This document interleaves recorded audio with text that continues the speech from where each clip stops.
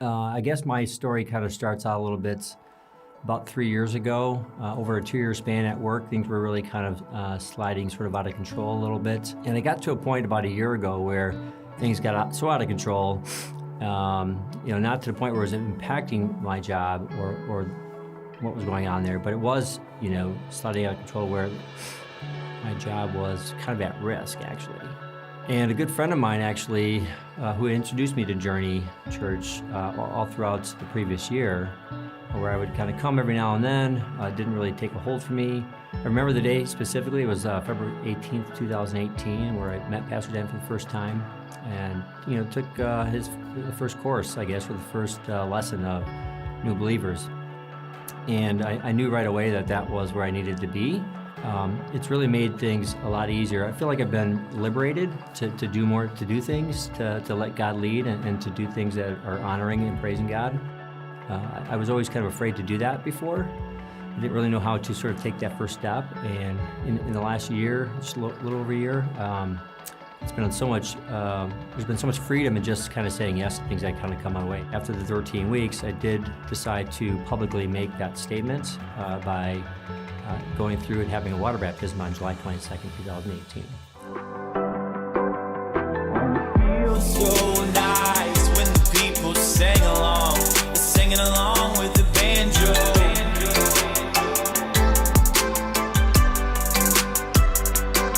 Did I take it all back, take it all back, take it all back? I take it all back just to have you. Yeah.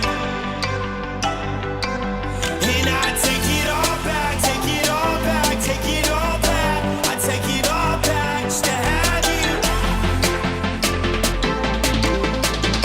I take it all back just to have you. I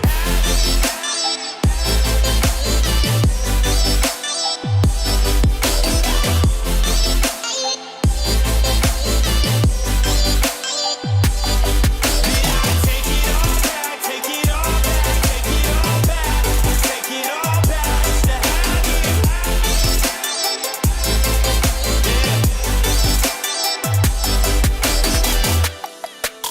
And one day we might have a big house with nice cars and fancy clothes and a wife with a big old diamond ring.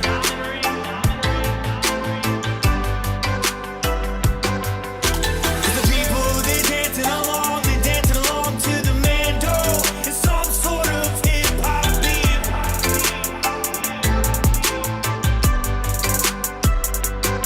Did I take it all back, take it all back, take it all back? I take it all back just to have you.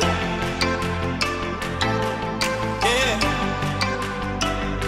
I'm waking up. Take it all back, take it all back, take it all back. I take it all back just to have you. I wake it up. Take it all back, take it all back. I wake it up.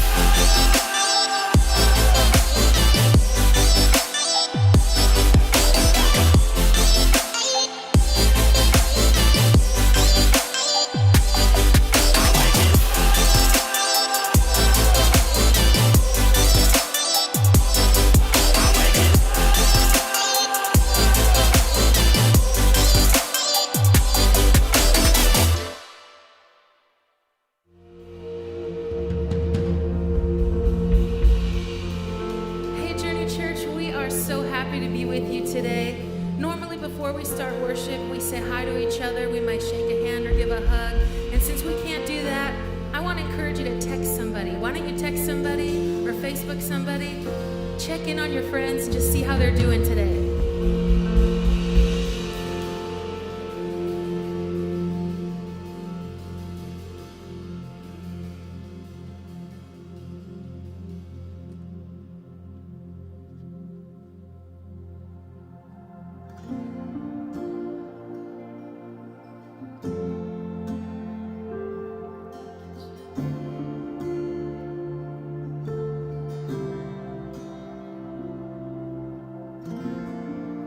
We've seen what you can do, oh God of wonders.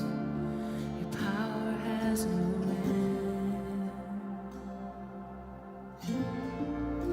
The things you've done before, in greater measure, you will do again. 'Cause there's no prison wall you can't break through, no mountain you can't move. All things are possible. There's no broken body you can't raise, no soul that you can't save. All things are possible. The darkest night, you can light it up. You can light it up. Oh God of revival, let hope arise. Death is overcome. You already won. Oh God of revival. You rose in victory, and now you see forever on the throne. So why should my heart fear what you've defeated? I will trust in you alone. 'Cause there's no prison wall you can't break through, no mountain you can't move. All things are possible. There's no broken body you can't raise, no soul that you can't save. All things are possible. The darkest night, you can light it up. You can light it up. Oh God of revival, let hope arise. Death is overcome. You've already won. Oh God of revival.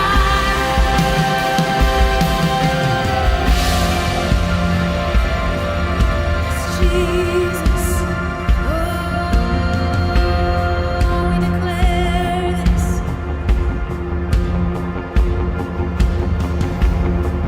Come awaken your people. Come awaken the city. Oh God of revival, pour it out, pour it out. Every stronghold will crumble.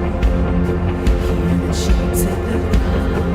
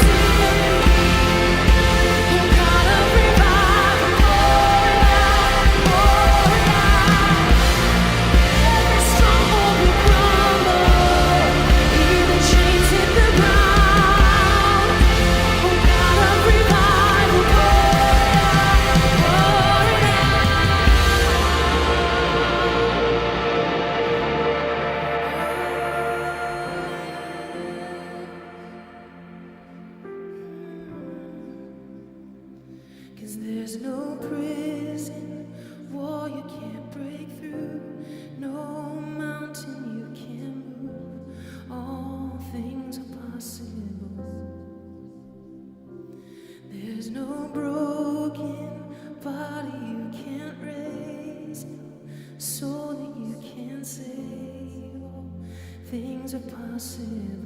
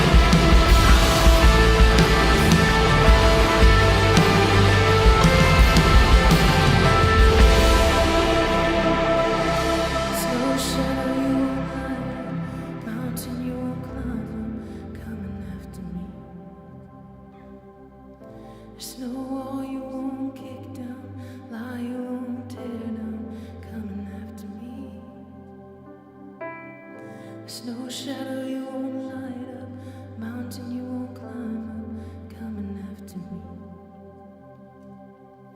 Snow wall you won't kick down, lie you won't tear down, coming after me. Jesus, thank you, Jesus.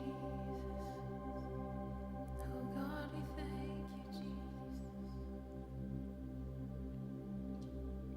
Yes.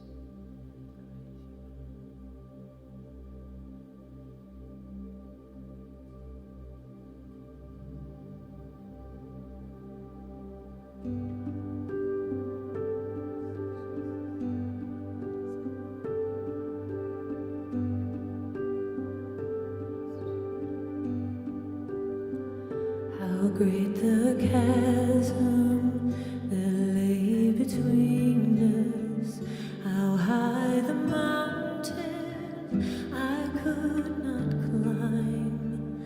In desperation, I turned to heaven and spoke your name into the night. Then through the darkness, your loving kindness tore through the shadows of my soul. The work is finished, the end is written. Jesus Christ, my living hope. Who could imagine so great a mercy? What heart could fathom such boundless grace? The God of ages stepped down from glory to wear my sin and bear my shame. The cross has spoken, I am forgiven. The King of Kings calls me his own. Beautiful Savior, I'm yours forever. Jesus Christ, my living hope. Oh, hallelujah. Praise the one who set me free. Hallelujah. Death has lost its grip on me. You have broken every chain.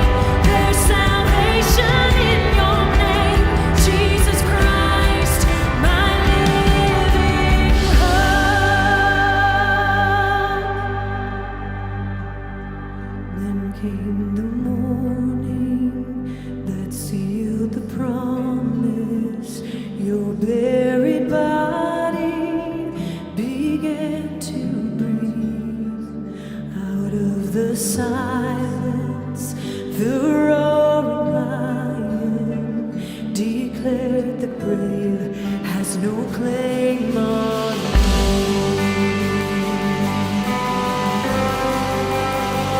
Then came the morning that sealed the promise. Your very body began to breathe, and out of the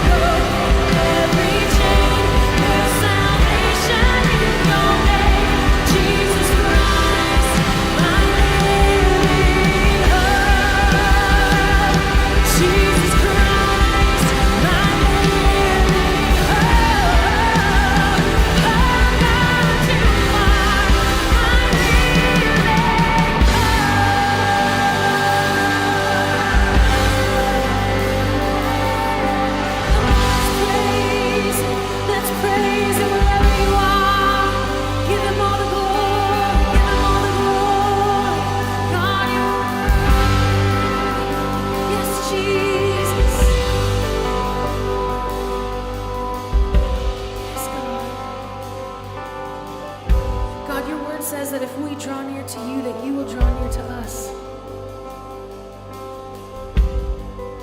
God, we know that you would chase after us. We know that your love will come find us wherever we are, God. And we thank you for that, Jesus. We thank you for that, Jesus. God, we worship you today with thanksgiving. God, we're entering into your courts this morning with praise. God, we worship you. You are God above all, seated at the right hand of the Father. We praise you, Jesus.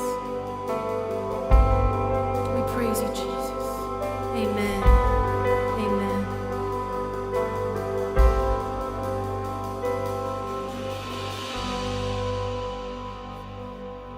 Thanks for hanging with us today.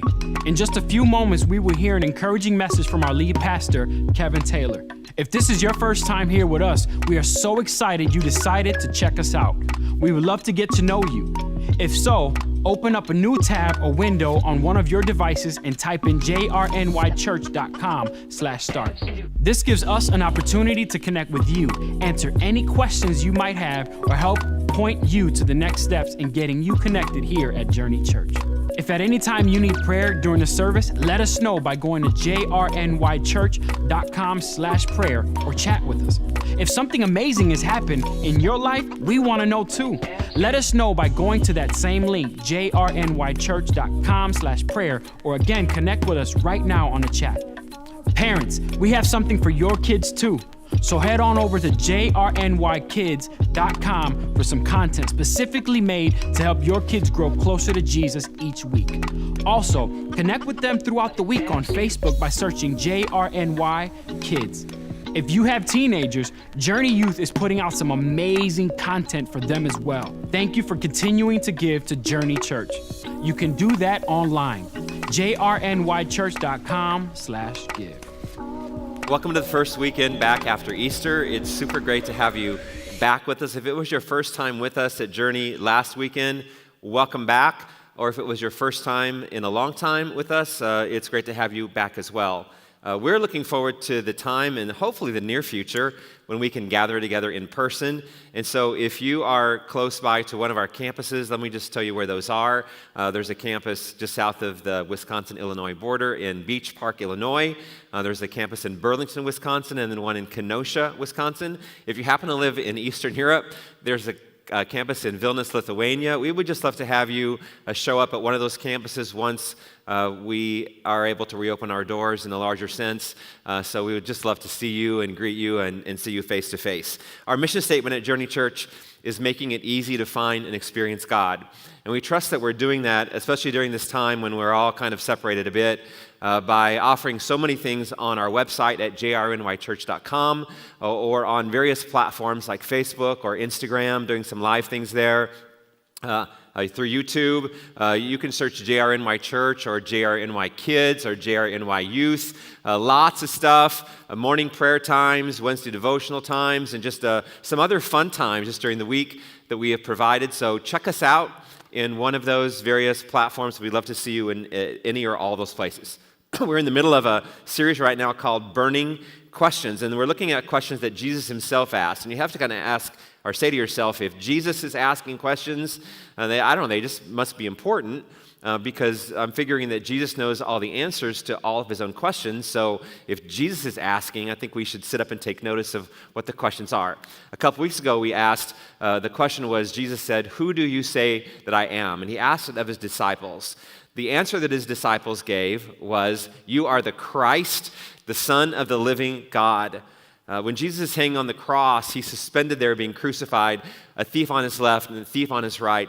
And in that moment, as people down below are shouting at him and spitting on him, and they're gambling for his clothes, and a spear is being thrust into his side, and all of that agony and humiliation and excruciation, Jesus says to his Father, "Father, would you forgive them? They don't really even know what they're doing." And it's a couple of the questions that Jesus is asking throughout Scripture. And we're going to look at another one of the questions that Jesus asked today. But before we do, let's just find out how smart you are. I'm going to ask just a few questions, 3 or 4 questions, and I want you to see if you can figure out the answers with me before we move forward. Here's the first question. Ready? Mrs. Smith's bungalow is decorated entirely in pink. The carpet is pink, the ceiling is pink, even the lampshades are pink. What color are her stairs? Okay, the answer to that is that she lives in a bungalow. Remember I said she lives in a bungalow? So there's no stairs in the bungalow. So that was the first question. See how you did. Here's question number 2. Imagine you're driving a bus. You drive to bus stop T, where 4 people get on. You then arrive at bus stop O, where 2 people get off. Finally, you reach bus stop M, where everybody gets off. What's the name of the bus driver? Okay, the answer is whatever your name is, because remember I said at the beginning that you're driving the bus, okay? So how are we doing so far? You know, feeling good about yourself? Everybody feeling good about who you are? Here's the third question. Imagine that you've been kidnapped. Your only way of escape is through one of 3 doors. Door 1 leads to a fiery inferno. Door 2 leads to 30 assassins with loaded guns. Door 3 is full of hungry lions who have not eaten for 3 months. Which room is the safest way out?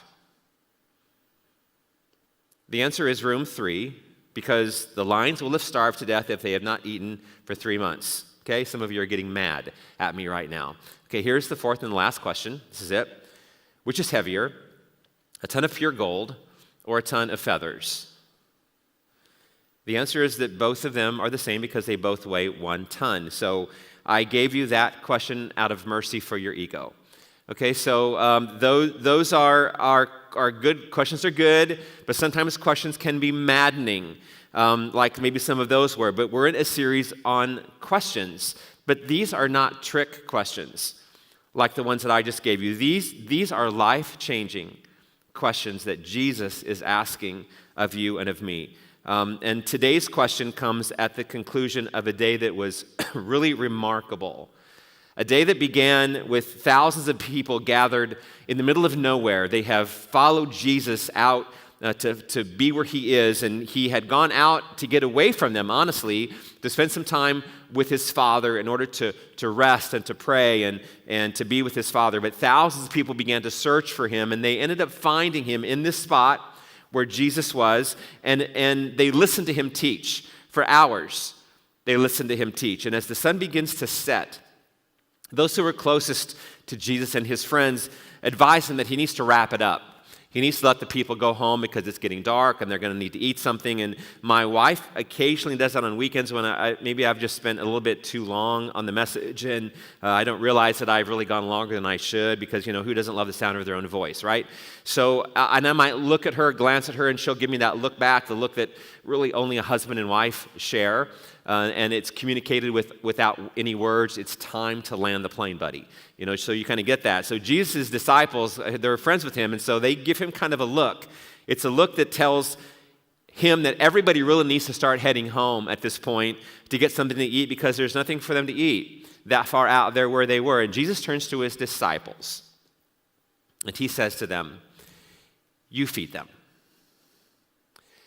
And I mean, they're kind of like, you know, we don't have anything to feed them with, and the most that we are able to gather are a few loaves of bread and just a couple of fish. I mean, that's not even enough for a grown man to be hungry or to be fed.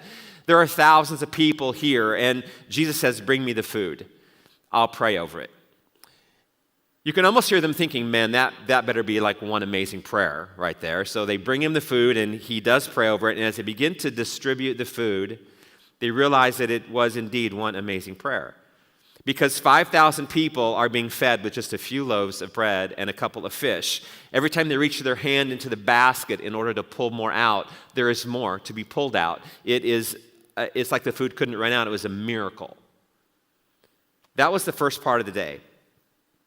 Then came the second part of the day, and in the second part of the day is a moment unlike anything they have ever experienced. And with it comes a question that is life-changing for all of us.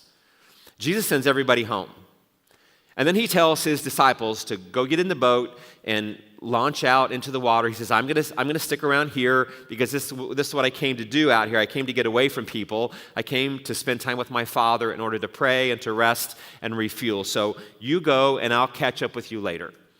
Here's what happened. It's in Matthew chapter 14. It says, after sending them home, Jesus went up into the hills by himself to pray. Night fell while he was there alone. Meanwhile, the disciples were in trouble, far away from land, for a strong wind had risen, and they were fighting heavy waves. Let's just stop there for a moment and talk about the storm, because storms are really the gut check of every relationship, are they not? A storm that might erupt between a parent or a child, a storm that might fuel or refuel between a husband and a wife, a storm that might break out between friends or between business partners or teammates, that is the gut check of trust, which means that storms are also gut checks in our relationships with God, because when times are good, the God thing is a breeze.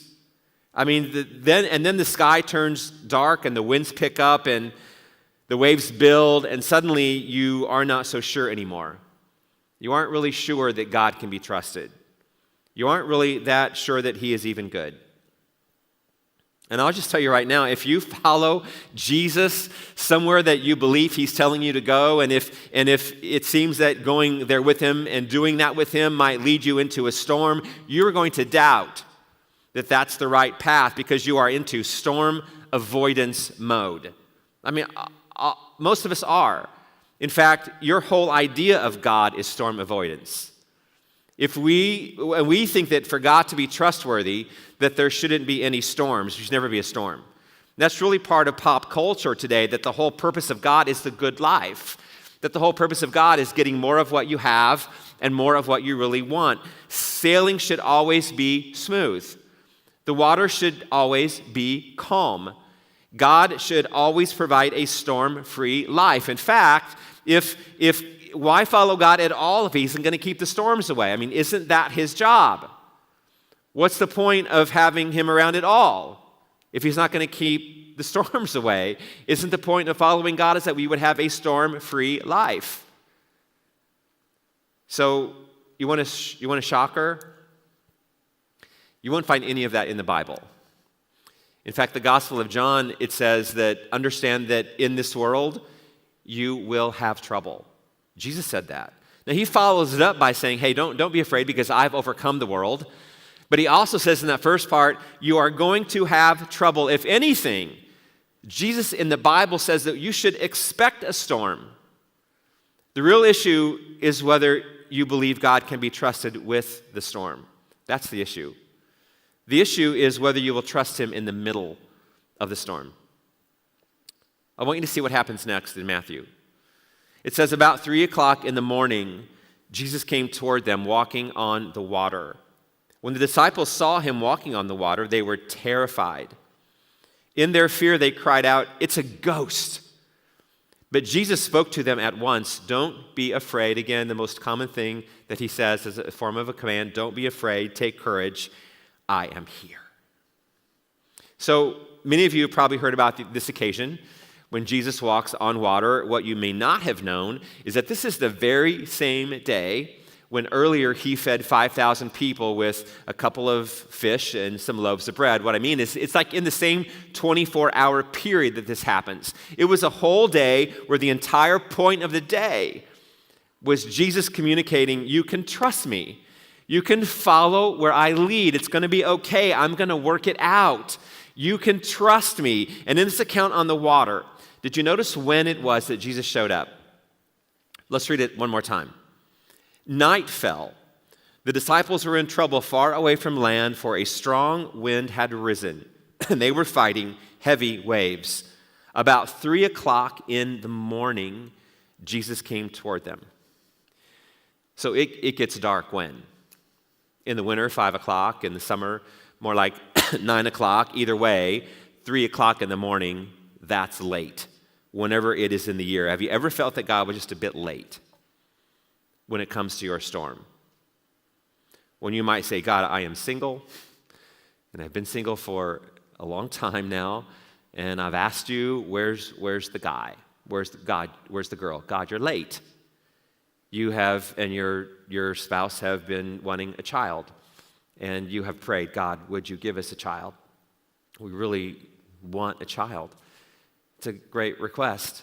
And you see all the other annoying couples around you who are easily getting pregnant, and you say, God, you are late. You are looking for a job, and you've said, God, I've applied for everything that I know how to apply for. I don't know how to do this any better. Where's the job? God, you're late. You fill in the blank about what your storm is and where you feel God has run late, and the longer it is before he comes, the more your relationship with him takes a hit, doesn't it? So because even if you know that trusting God means trusting him in the storm, you probably still think, yeah, but man, he should have come earlier. I mean, he should not have taken this long to come through. None of this 3 a.m. stuff. I mean, 6 p.m. at the latest. I mean, maybe 7. But this 1, 2, 3 in the morning, forget about that. That is way late. And that's when doubt begins to creep in and makes you wonder whether God really is who he says he is, wondering if he really does care.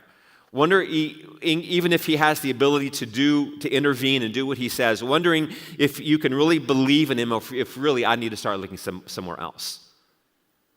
But not only are we called to trust God with the storm, we are called to trust his timing during the storm. Trust him through the waiting. If you have been to the circus, you've seen the trapeze artists that are swinging from swing to swing or from cable to cable, and I'm told that there is a special relationship when there's 2 trapeze artists, and there's a special relationship between the flyer and the catcher. Because as the flyer flies out on his trapeze, at some point, you've seen it, he lets go. And then in midair, he turns around to face the catcher. He arcs out into the air, and for that one moment, it's just too soon. The catcher's not there yet. He's waiting for the catcher. In that moment, the flyer, with absolute trust, has to just wait. Catcher's going to catch him, but the flyer has to wait. It is his job to wait. It isn't his job to flail around. And in fact, if he flails around in anxiety, it's very likely something very bad will happen to him. His job is to be still. His job is to wait. It's the waiting that's the hardest part of all. I mean, and it is for us too, isn't it? It's the hardest part. You have a storm, God feels late. So you're waiting. The waiting is all about trust. Because if you choose to trust in, and if you choose to trust through the waiting, then you are exercising the trust muscle. I mean, this is so important to understand.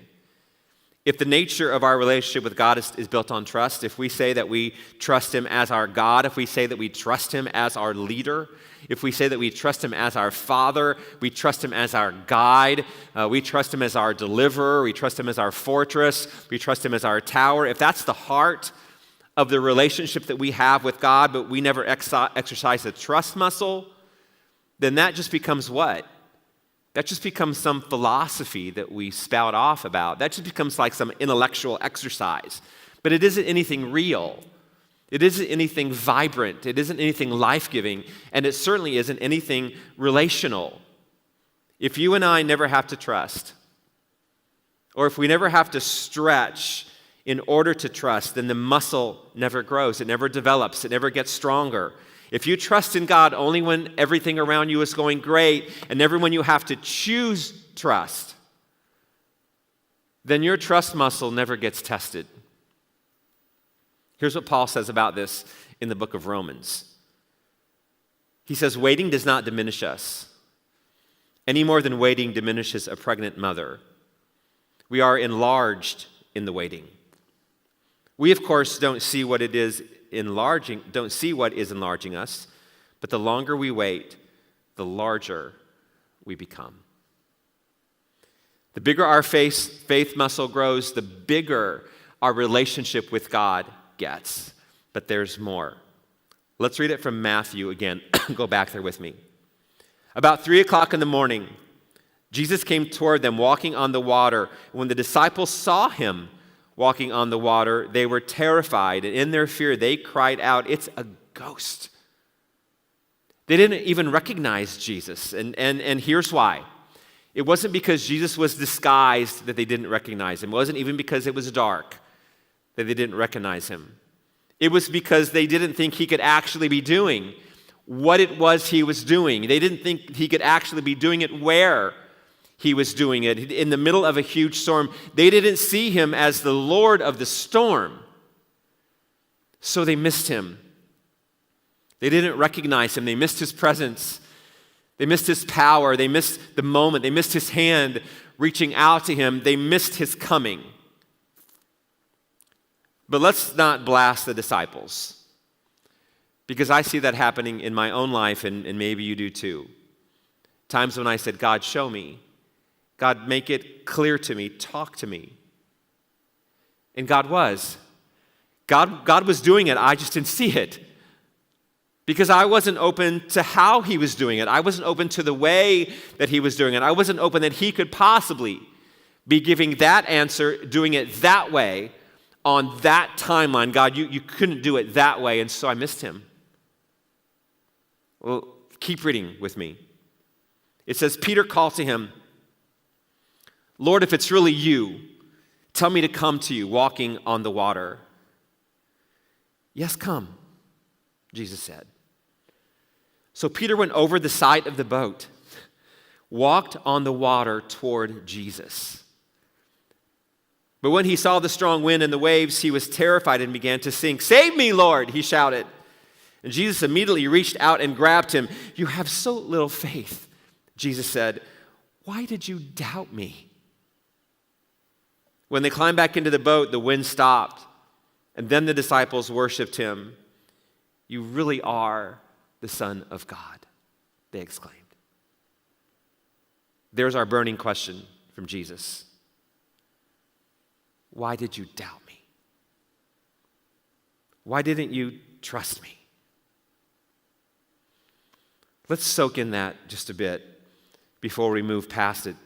Let's get the full weight of that question for our lives. What's your boat? Because you have a boat, and you're in it right now, probably, maybe. What is it that you are clinging to, and what is it that you are sitting in, and what is it that you're refusing to let go of because you think that thing is safer than Jesus, who's standing out there on top of the waves? John Ortberg has a book with the title that says, if you want to walk on water, you have to get out of the boat. And I said something to someone at our church not that long ago who would come to me, a person who would come to me just for some counsel, and she actually reminded me of this just a couple of weeks ago. I had forgotten it, but she sent me a note, and she was reminding me of what God was doing in her life, and it was just all really good. And she said, PK, you had told me in that moment, she said, whatever you do, stay in the boat. And she said, I've always heard people say, whatever you do, get out of the boat. You told me, you keep staying in the boat, keep rowing, whatever you do, don't get out of the boat. And here's the thing. If Jesus is in your boat, don't get out. Stay there. Don't go anywhere else. You keep rowing. If Jesus is in your boat, but if you're in the boat and Jesus is out there, for heaven's sake, don't stay in the boat. Get out of the boat and get where Jesus is. So, what's your boat? What's the thing that you think is better than the storm? What is it you think is better than the water, safer than the storm, even with Jesus standing right there on top of the winds and the waves calling you to come, reaching out with his hand and saying, come on. What is it that gives you more safety, more security, more promise, more protection than God? Whatever it is, that's your boat. Whatever it is you draw from more than God, whatever it is that you think is more safe, more secure, more protective than doing what God has told you to do, what God has called you to do, that's your boat. So name it. You have a boat. I have a boat. You're in it. I'm in it. You need to get out. Why? Because it is not where Jesus is. He's out there. Get out of the boat, man. Rush to Jesus. Get where Jesus is. He's out there with his hands extended going, come on, I'm right here. I got you. It's going to be okay. Let me suggest something too that's important. And I'm going to do this, I'm going to put my pastor's hat on. I do this every now and then, just when I want to say something that's like a little bit extra pointed.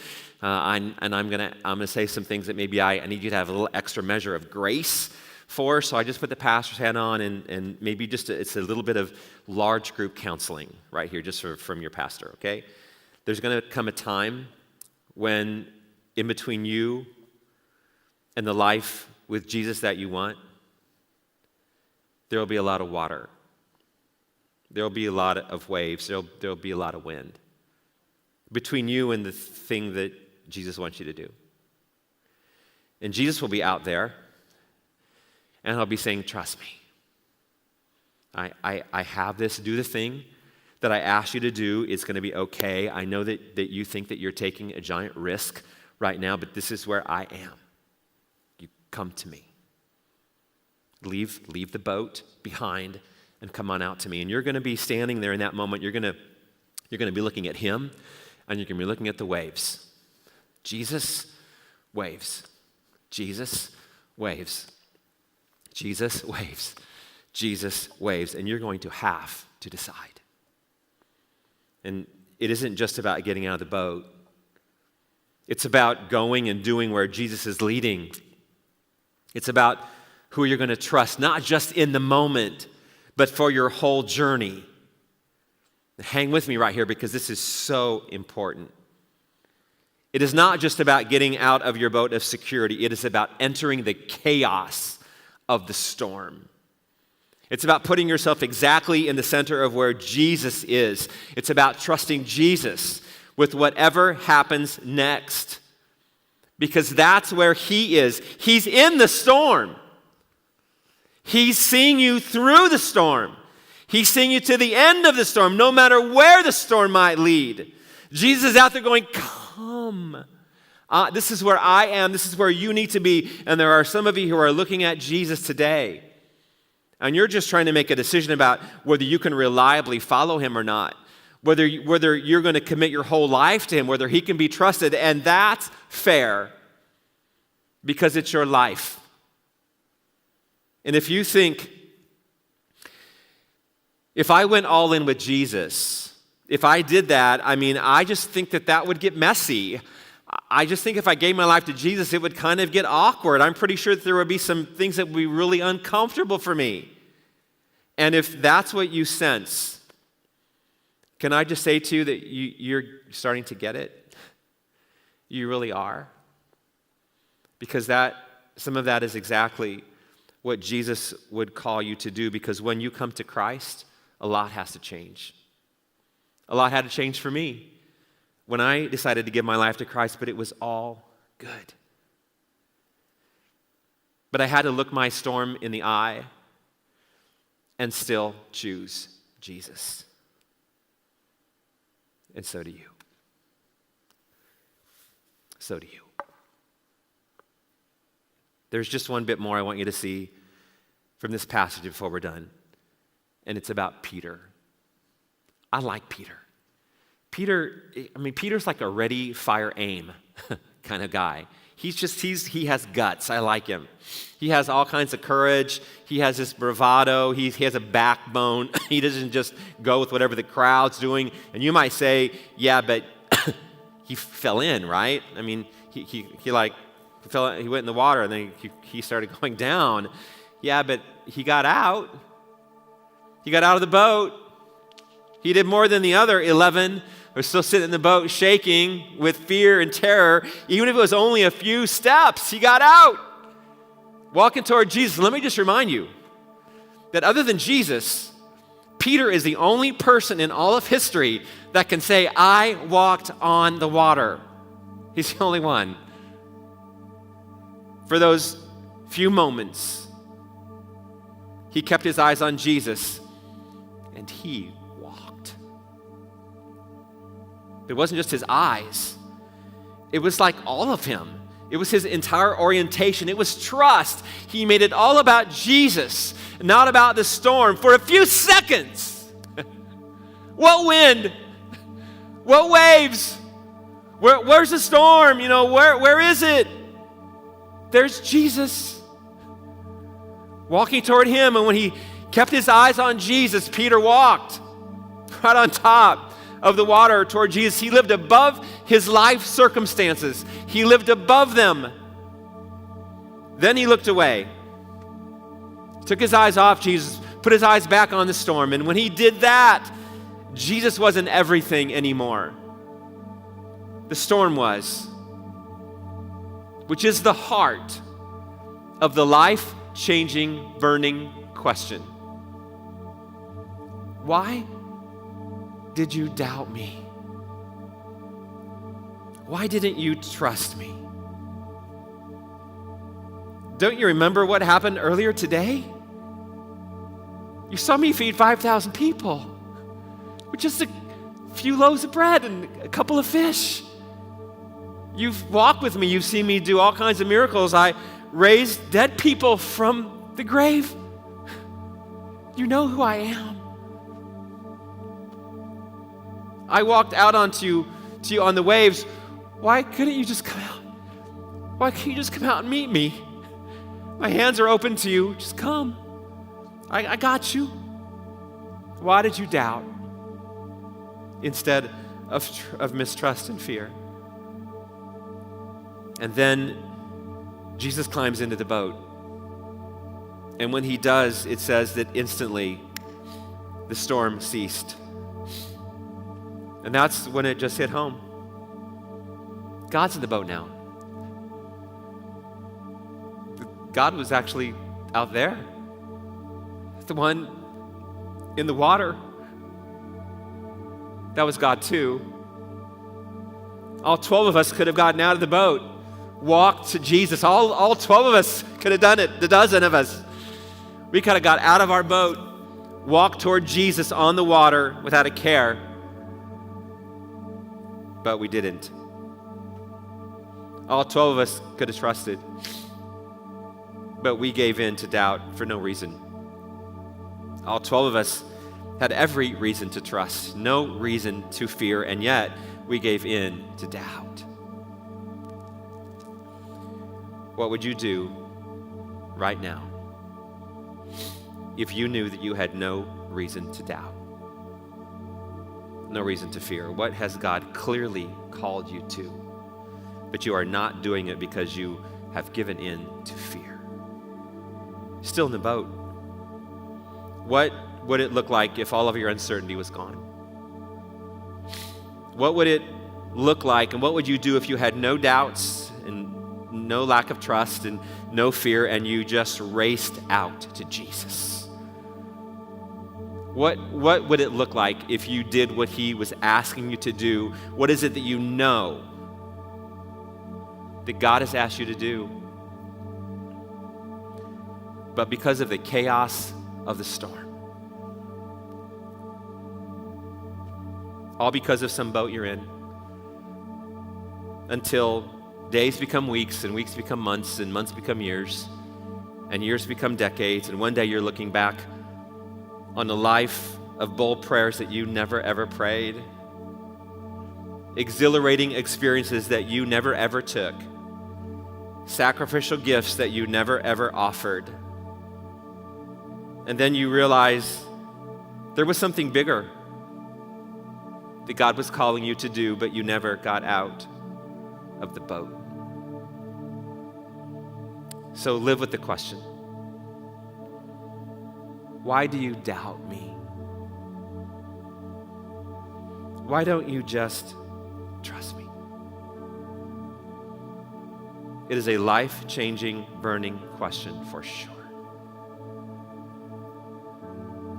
But it's a life-changing, burning question that it's time for you to answer. And so this is for so many people in your own rooms today.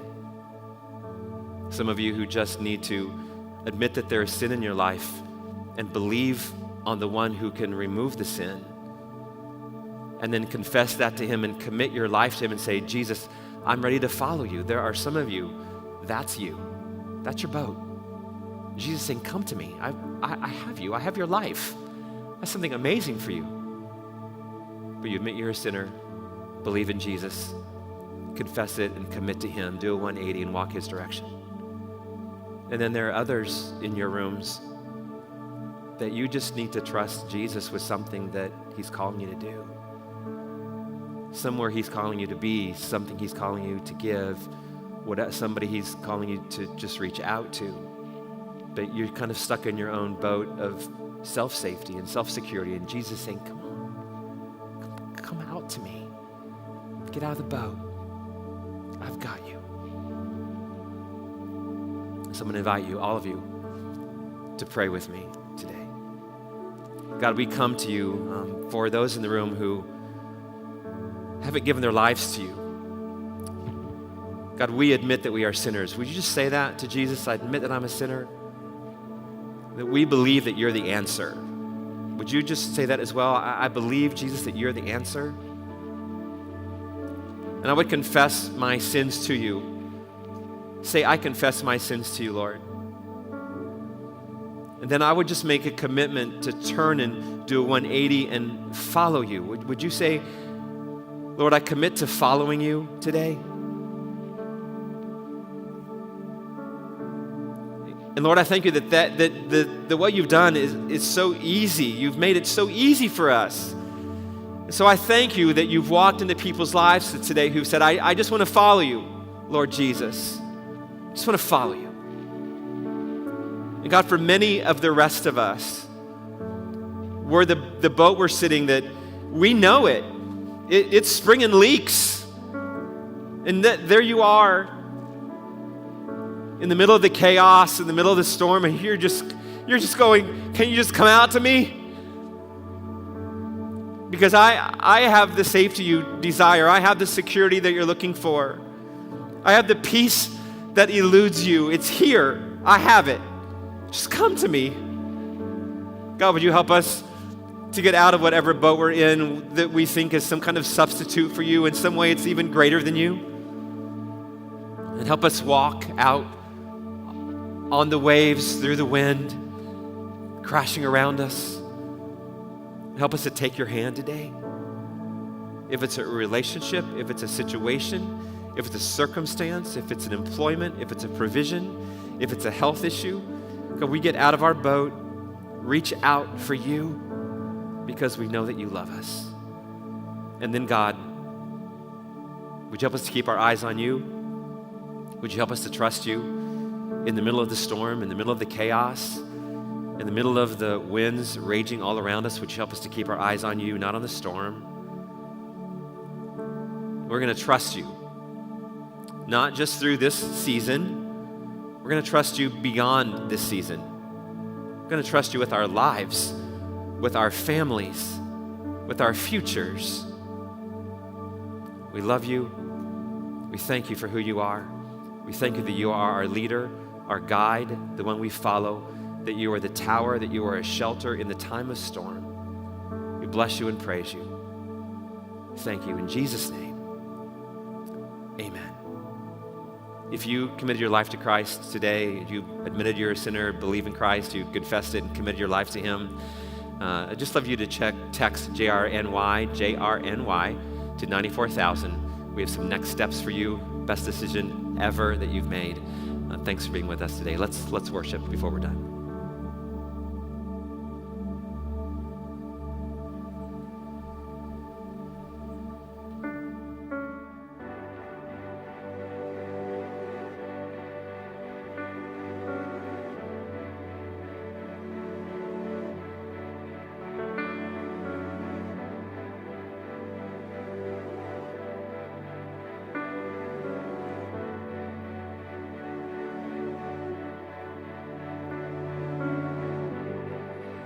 Walking around these walls, I thought by now they'd fall, but you have never failed me yet.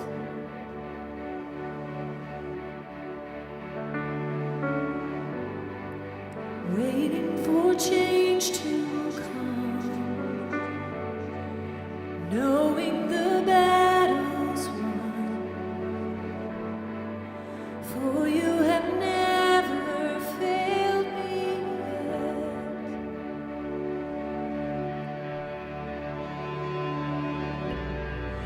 promise still stands.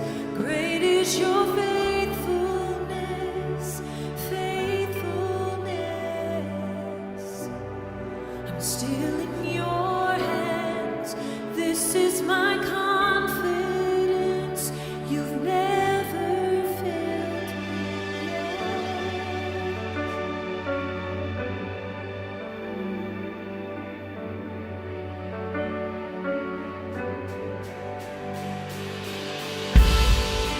I know the night won't rest. Your word will come to pass. My heart will sing your praise again.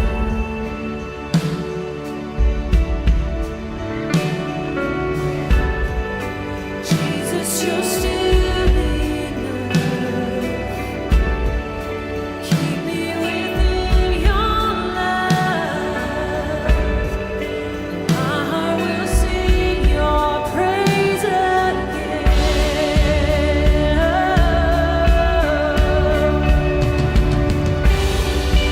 Promise still stands. Great is your faithfulness, faithfulness. Still in your hands. This is my confidence. You've never failed. Promise still stands. Great is your faithfulness, faithfulness.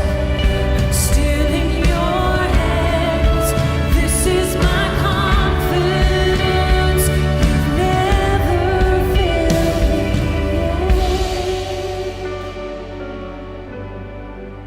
No, you won't.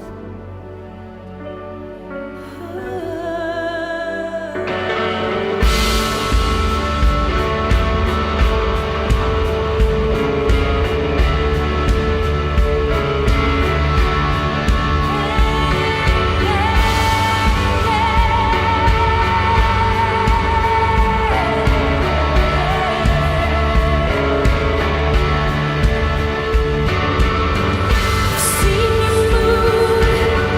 you move the mountains, and I believe I'll see you do it again. You made a way where there was no way, and I believe I'll see you do it again. I've seen you move the mountains, and I believe I'll see you do it again. You made a way where there was no way, and I believe I'll see you do it again. I've seen you move the mountains, and I believe I'll see you do it again. You made a way where there was no way, and I believe I'll see you do it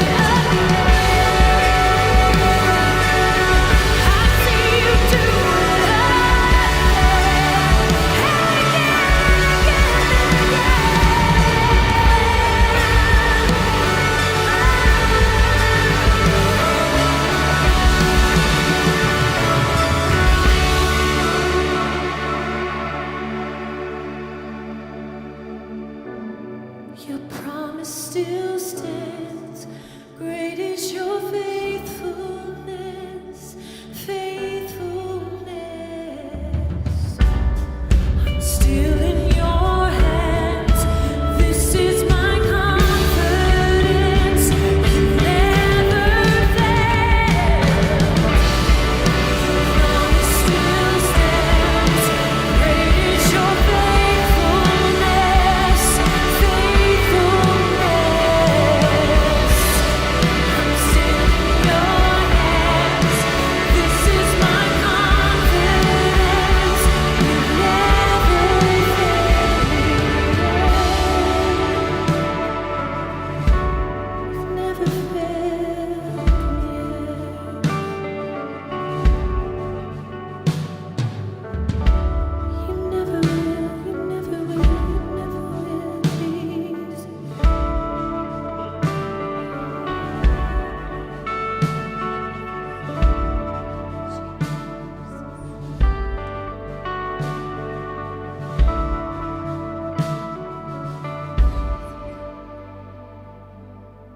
Hey, Journey Church.